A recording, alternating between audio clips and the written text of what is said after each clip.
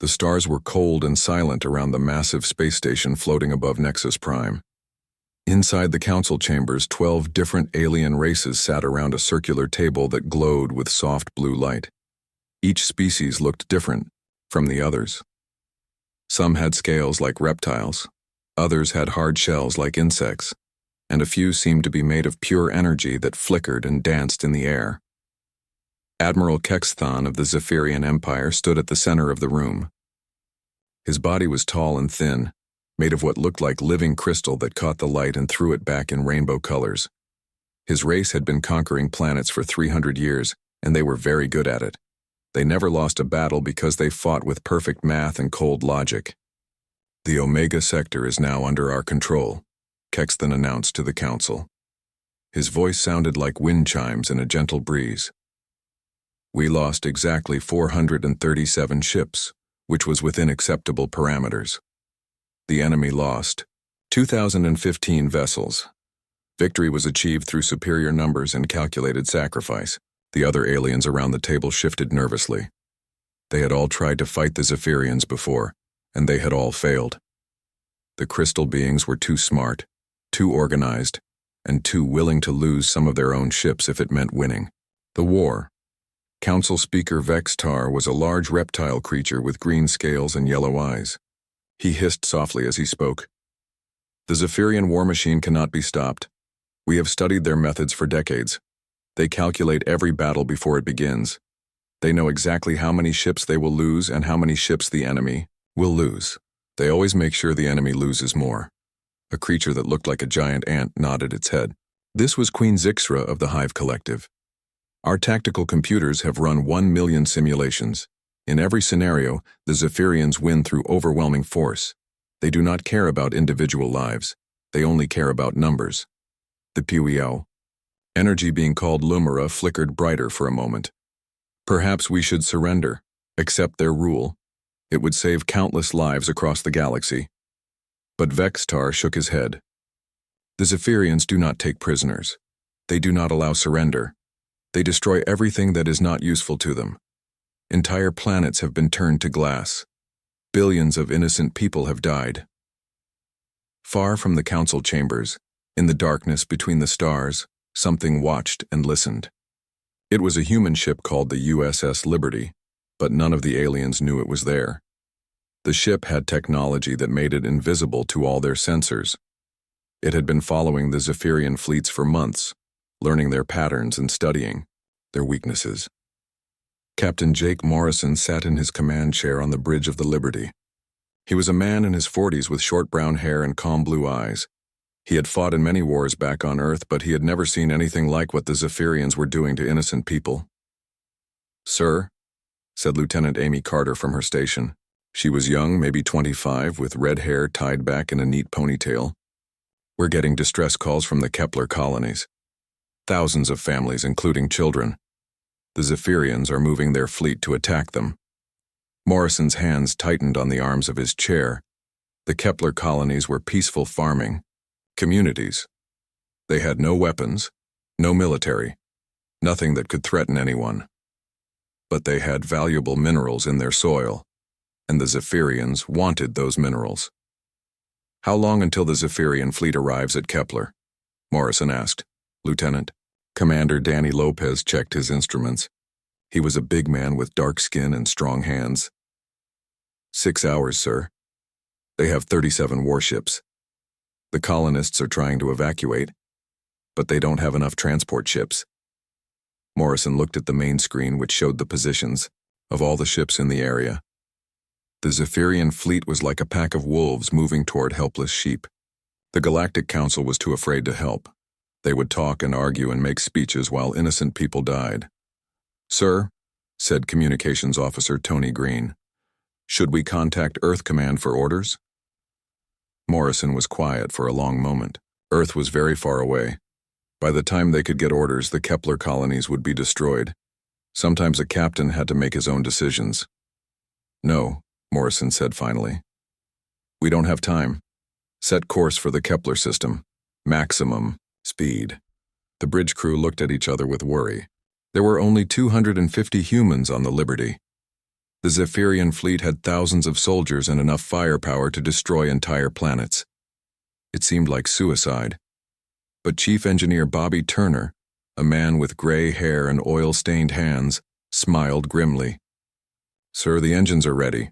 We can be there in 4 hours if we push the reactors to full power."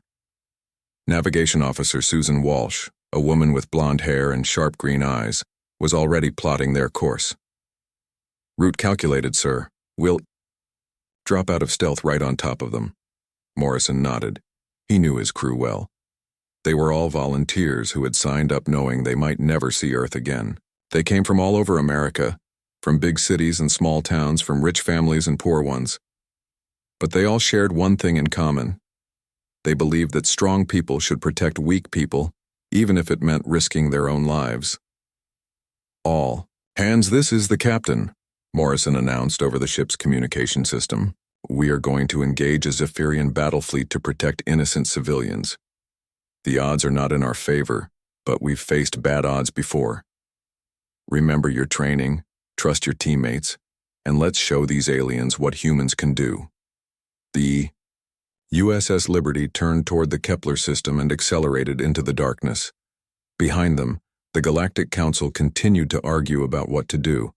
Ahead of them, the Zephyrian fleet moved forward with cold mathematical precision, confident that nothing in the galaxy could stop them.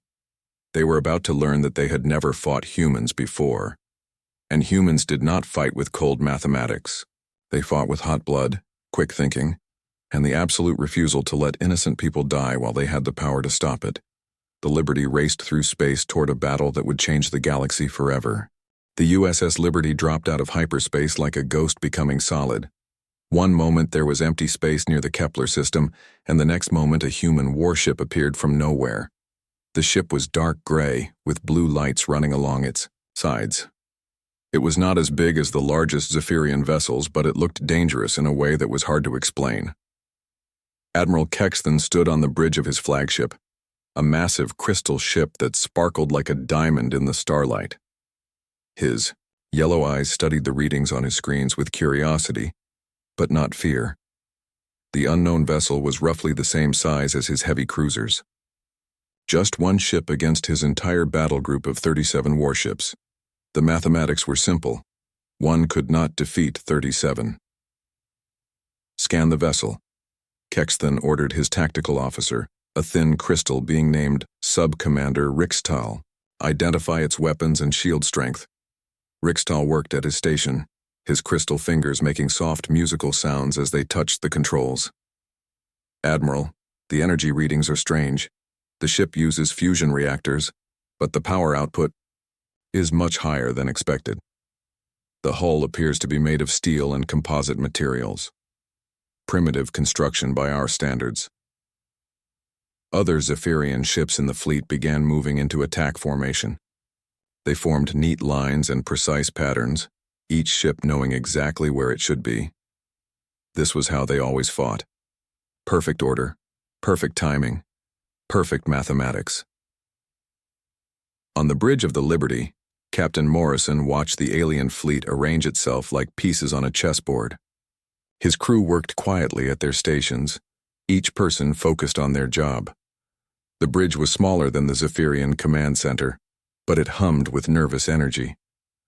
"Sir," called out Lieutenant Amy Carter from her communication station, "they're trying to scan us. Should I activate jamming?" "Not yet," Morrison replied. "Let them look. They won't understand what they're seeing anyway."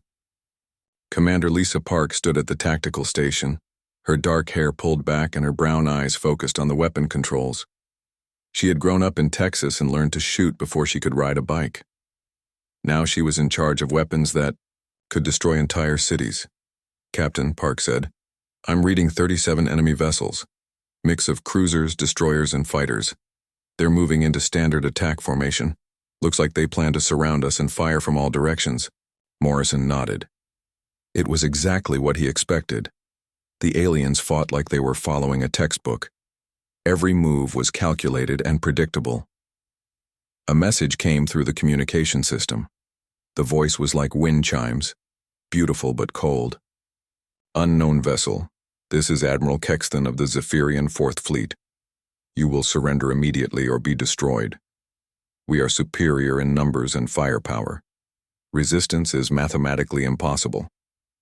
The bridge crew looked at their captain. Chief Engineer Bobby Turner, a man who had fixed engines on oil rigs before joining the Space Navy, shook his head with a small smile. Navigation Officer Susan Walsh, who had once been a fighter pilot, cracked her knuckles. Medical Officer Dr. Kenny Hughes, a calm man from Minnesota, checked his medical supplies one more time. Morrison stood up from his captain's chair. He was not a tall man, but he had the kind of presence that made people listen when he spoke. This is Captain Jake Morrison of the United Earth Navy. You will stop your attack on the civilian population and leave this system immediately. This is your only warning. There was silence for a moment, then the sound of crystal beings laughing came through the speakers. It was a sound like breaking glass, not pleasant to human ears. Captain Morrison, came Admiral Kexthan's voice. You command one vessel. I command 37. Your mathematics are worse than your technology. Surrender now and your crew will be allowed to live as prisoners. Morrison looked around his bridge at the faces of his crew. These were good people who had volunteered to be far from home, far from safety, because they believed in doing the right thing. Lieutenant Commander Danny Lopez at the weapons station had left a wife and 2 kids back on Earth. Communications. Officer Tony Green had given up a job at a big company to join the Navy. They all knew the odds, and they were all ready to fight anyway. Admiral Kexthan, Morrison said into the microphone, you should know something about humans before you start this fight. We're really bad at math when it comes to war. We never seem to calculate the odds the same way everyone else does. Your species is unknown to us, Kexthan replied. But mathematics are universal. One cannot defeat 37. This is fact, not opinion. Morrison smiled, but it was not a happy smile. It was the kind of smile a wolf might have just before it attacked. You're about to get a lesson in human mathematics, Admiral. We don't count ships or weapons or odds. We count the people we're here to protect, and right now that number is very high. He turned to his crew. All stations, battle ready. Shields up, weapons hot. Navigation. Take us right into the middle of their formation. Maximum speed. Sir, said Susan Walsh, that's going to put us in the center of all their firepower.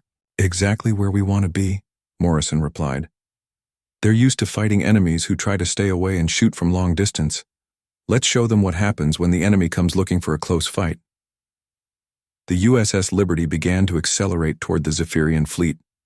Instead of trying to stay away from the alien ships, the human vessel was flying straight at them.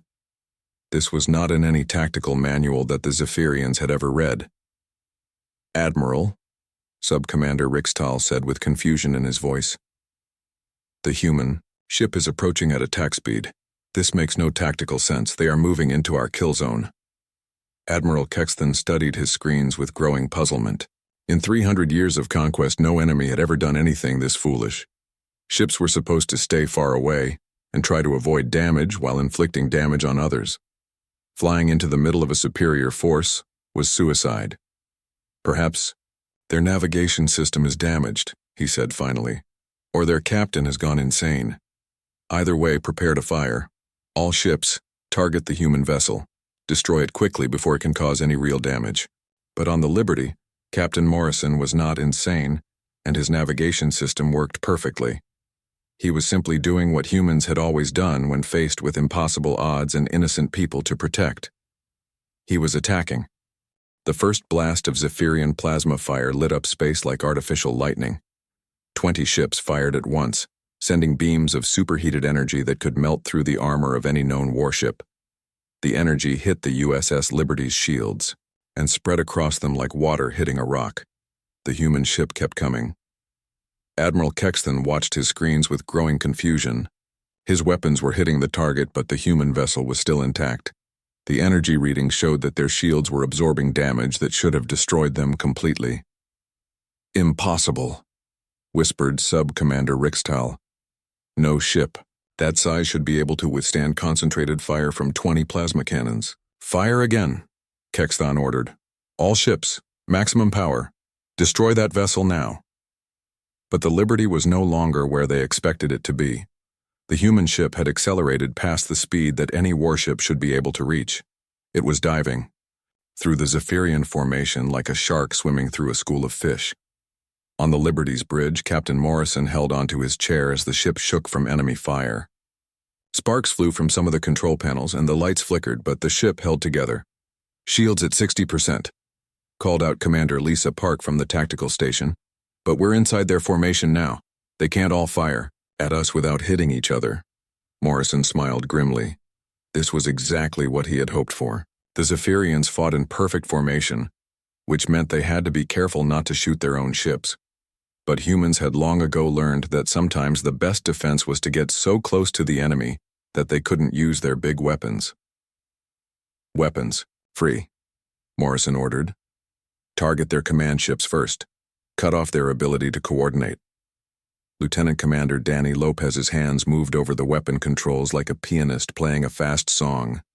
The Liberty's main guns were not energy weapons like the aliens used. They were kinetic cannons that fired chunks of metal at incredible speed. The first salvo of human weapons fire caught the Zephyrians completely off guard.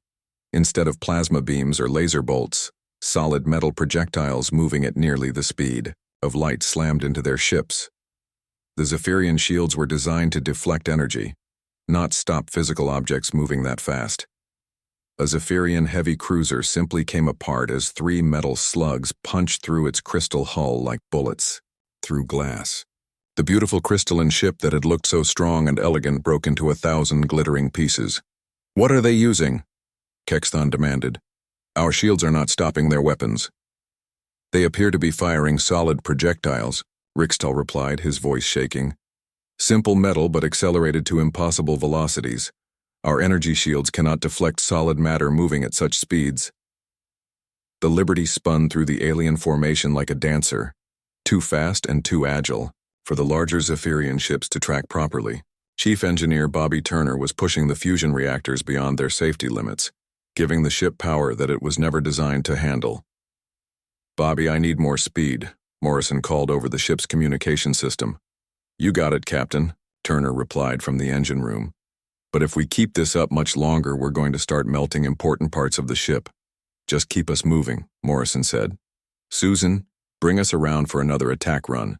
Navigation Officer Susan Walsh was flying the Liberty like it was a fighter plane instead of a battleship. She used the gravity of nearby asteroids to help turn the ship faster, and she flew so close to the Zephyrian vessels that their own weapons couldn't get a clear shot. The aliens tried to adapt to this new kind of warfare, but they were fighting by rules that the humans had never learned. The Zephyrians spread their formation to give each ship more room to fire, but the Liberty just flew through the gaps and attacked from unexpected angles. Communications Officer Tony Green was doing something that no Zephyrian had ever thought possible during a battle. He was hacking into their computer systems while the fight was happening. The alien ships used crystal-based technology that was very advanced, but they had never protected it against the kind of electronic warfare that humans had developed. "Captain," Green called out, "I'm inside their communication network. I can feed false information to their targeting computers." "Do it," Morrison ordered. "Confuse them as much as possible." Suddenly, half the Zephyrian fleet was firing at empty space because their computers thought the Liberty was somewhere it wasn't. The other half was firing at the wrong target entirely, sometimes hitting their own ships by mistake. Dr. Kenny Hughes worked in the medical bay, treating injured crew members. The Liberty was taking damage, but nothing like what the aliens expected. Human ships were built differently than alien vessels. Where the Zephyrians had beautiful crystal structures that were strong but brittle, humans used steel and composites that could bend without breaking. "Hull breach on Deck 7, reported Damage Control Chief Rachel Wright. "But we've got it sealed. The ship is holding together better than expected." The battle was lasting longer than any spacefight in galactic history. Usually fleet engagements were over in minutes. Ships would exchange fire from long distance until one side was destroyed or retreated. But the Liberty had been fighting for almost an hour, and it was still operational. More importantly, it was winning. Lieutenant Kate Brown launched her fighter from the Liberty's hidden bay, followed by Commander Steve Adams and 8 other human pilots. The small fighter craft moved through space like angry wasps, too small and fast for the big Zephyrian ships to hit effectively.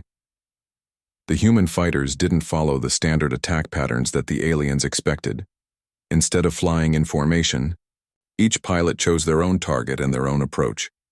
They used asteroids for cover, flew through the debris of destroyed ships, and attacked from angles that seemed to ignore the laws of physics. By the time Admiral Kexthan realized that his fleet was losing, it was too late to retreat in good order. 12 of his ships were already destroyed and more were badly damaged. The single human vessel had torn through his formation like it was made of paper. All ships, retreat, he finally ordered. Fall back to the rally point.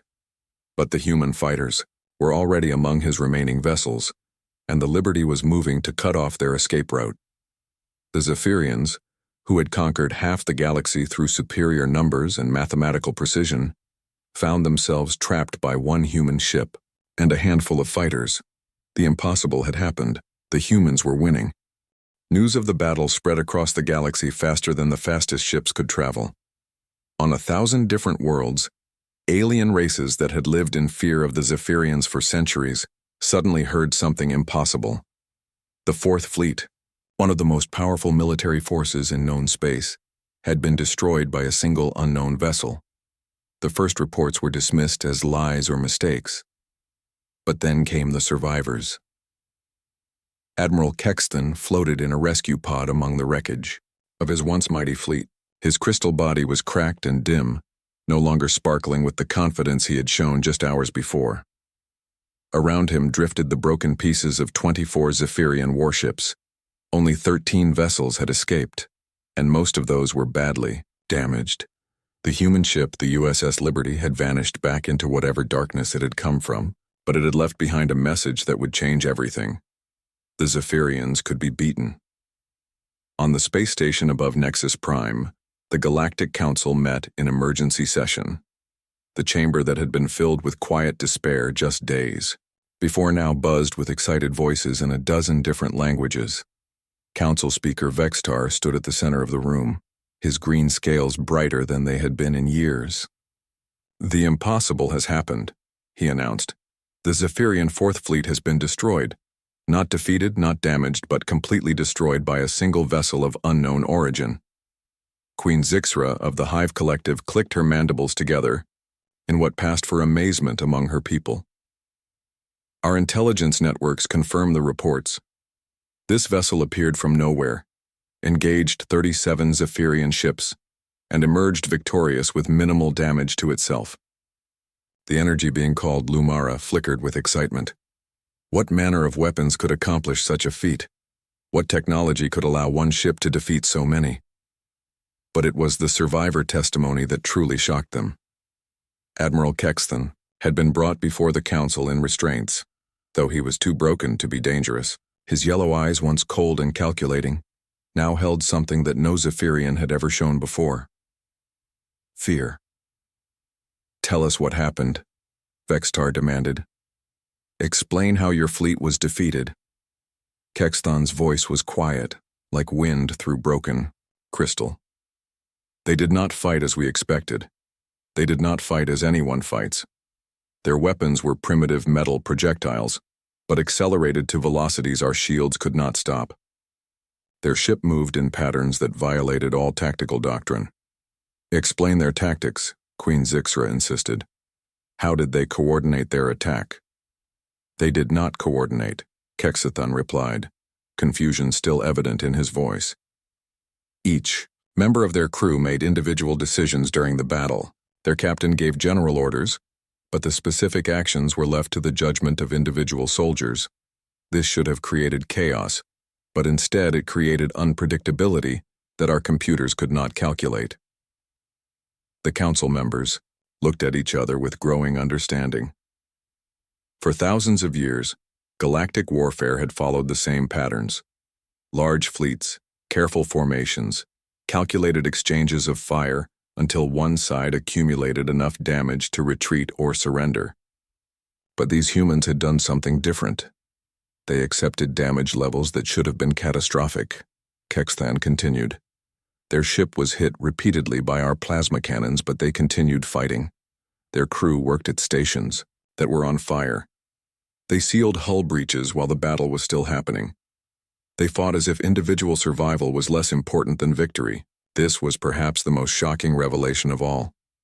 Every known species valued self-preservation above all else. Even the bravest warriors would retreat when faced with certain death.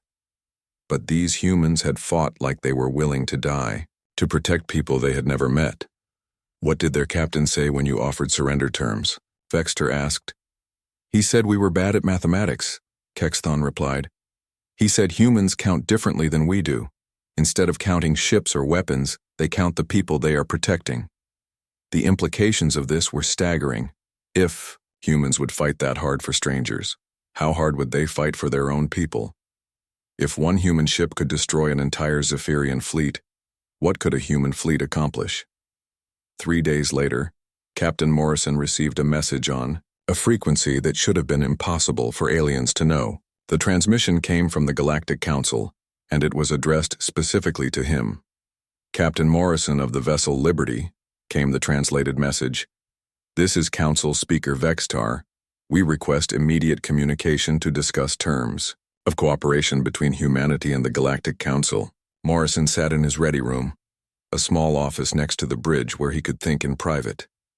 The message had been expected.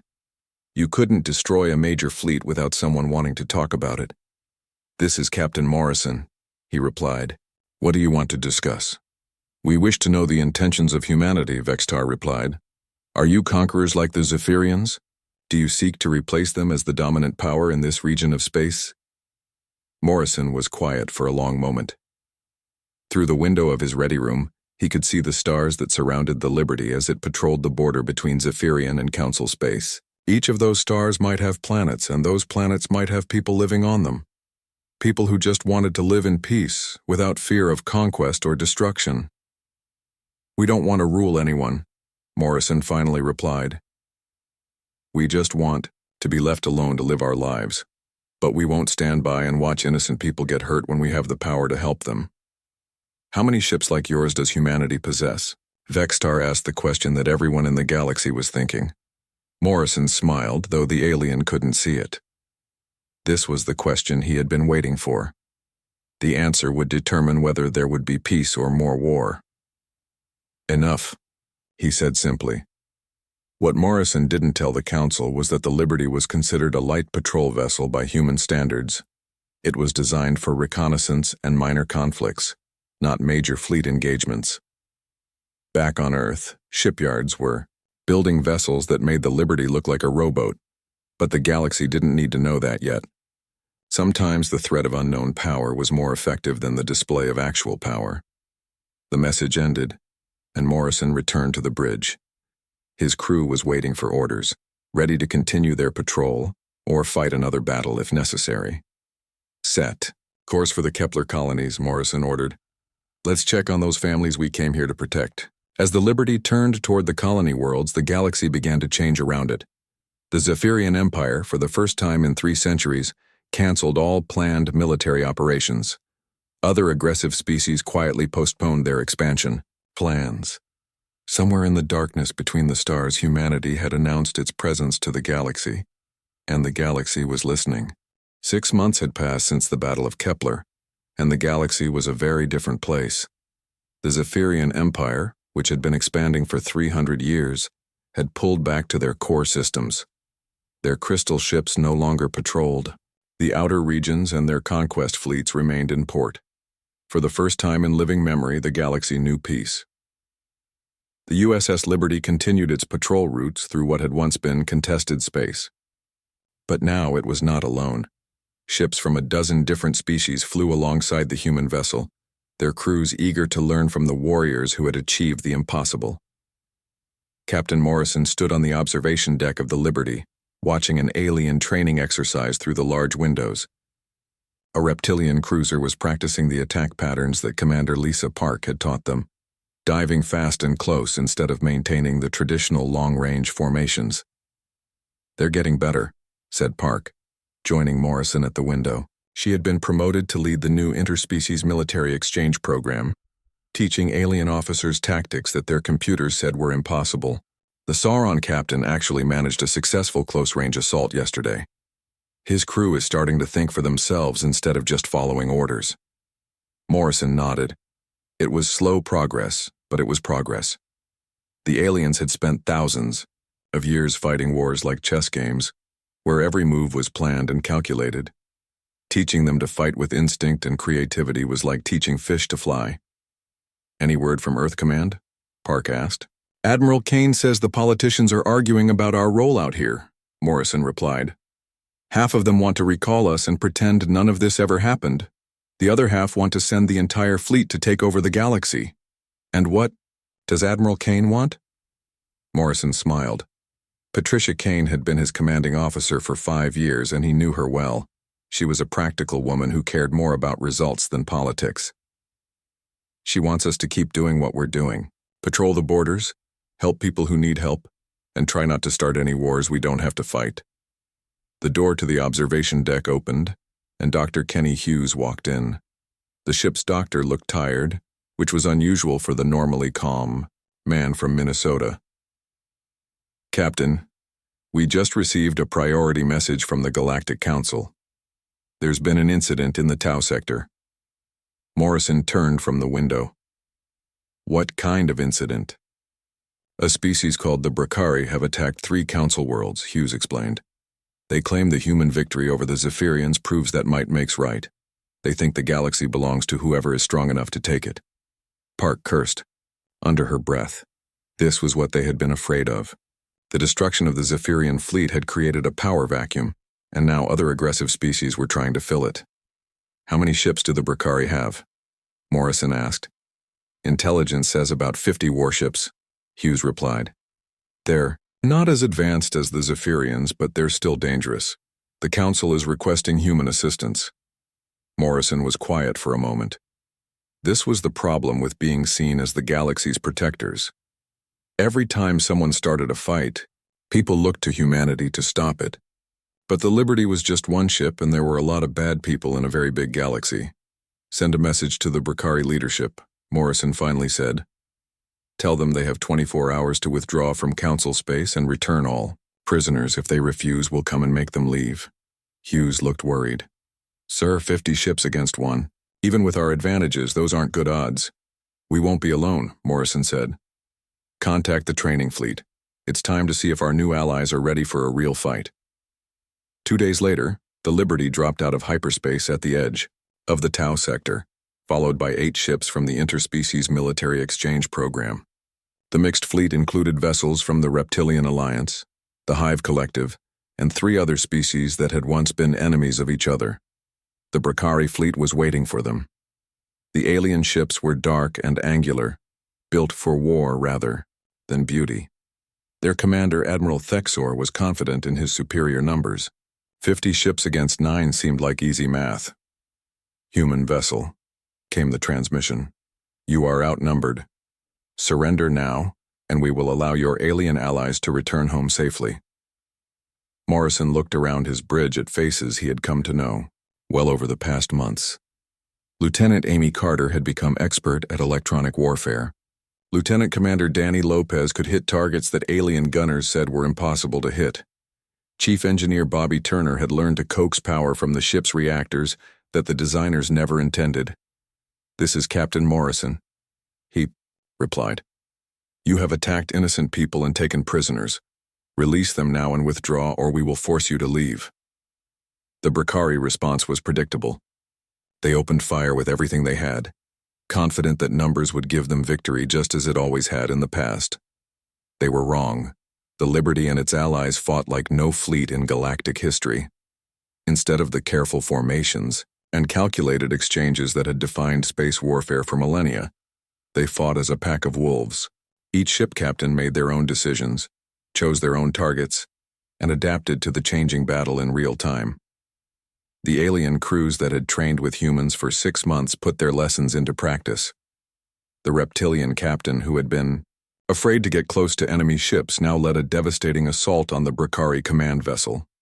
The Hive Collective fighters swarmed through the enemy formation like angry insects, impossible to track or target effectively. But it was the human ship that made the real difference. The Liberty moved through the Brakari fleet like a force of nature, its kinetic weapons punching through alien shields and armor as if they were made of paper. Morrison and his crew fought with the same fearless determination they had shown at Kepler, protecting people they had never met because it was the right thing to do. The battle lasted 3 hours. When it was over, 37 Brakari ships were destroyed or disabled. The remaining 13 vessels retreated in disorder, their admiral's confidence shattered by an enemy that fought with courage instead of calculation. All prisoners have been recovered, reported Communications Officer Tony Green. The Council worlds are secure. Morrison nodded, but he felt no satisfaction in the victory.